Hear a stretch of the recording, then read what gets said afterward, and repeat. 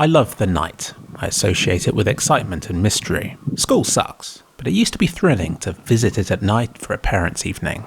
Here you can transcend the heavily schedule-based existence that you've known those corridors for. It's the same rooms and the same people, but it's better.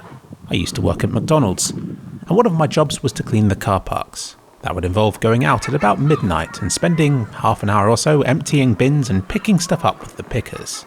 After having spent about 8 hours in the noise and commotion, that was a special time for me when I could just reflect on stuff. And on the weekend I'd hear distant groups and wonder what kinds of adventures they'd be getting up to. I still have dreams about this, and they're always wonderful. Then, after I turned 18, my first big night out involved going to a city I was unfamiliar with and taking taxis to various pubs and clubs. That night I was completely disoriented, entirely lost, but utterly engrossed in the small details I have since taken for granted. Being from the countryside, I enjoyed it just as much standing out in the smoking area, staring down the street, wondering if there was any end to this suburban sprawl, and wondering if everywhere was as full of life and excitement as where I found myself at that moment in time. I love to imagine what's going on around the next corner.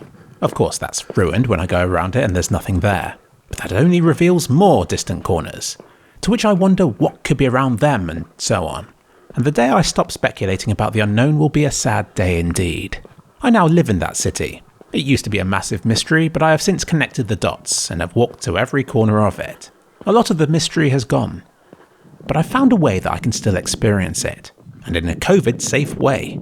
In the middle of the night when everybody else is sleeping, I get dressed and I leave the house. I pick a direction to walk, and I just walk and walk and walk. It doesn't take long before I find a corner I haven't been before, and I head around that and down the next street.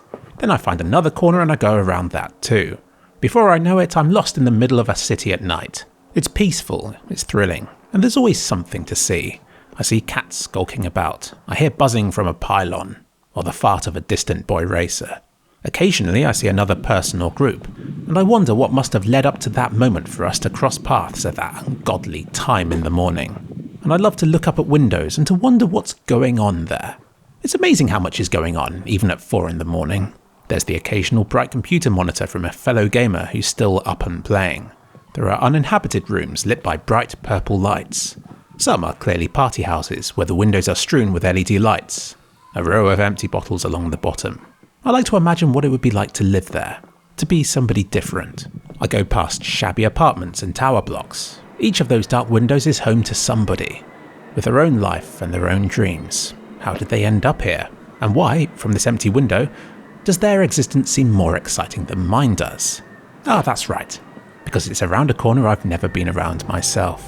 I used to get this feeling from the stars, to imagine what it would be like to be somewhere completely remote, sat at the foot of some cliffs on some alien planet, billions of miles from anyone else.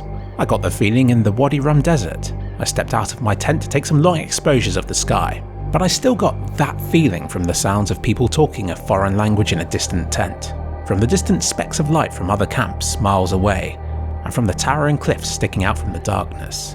And I began to ask myself, what's behind them? What's around the next corner? Compared to that, my night walks around Plymouth don't sound that special. Instead of stars, I've got orange streetlight stained clouds. Instead of scorpions, I've got woodlice. And instead of cliffs, I've got graffiti. Yet I still enjoy it, and I love the feeling of the damp sea mist and how it turns every light source into a visible, shimmering beam. And I love the first glimpse of morning, just as the sun is about to rise, when it's still as dark as night, but with a beautiful slit of light across the horizon beneath the clouds. It's at times like that I wish I could share that moment with someone, but I don't know what I'd say. I don't even know if that's what I'd want. I like to be alone. I like to be the observer. I like to let my imagination fill in the gaps, because a dream can paint a more beautiful picture than the reality it's based upon ever can.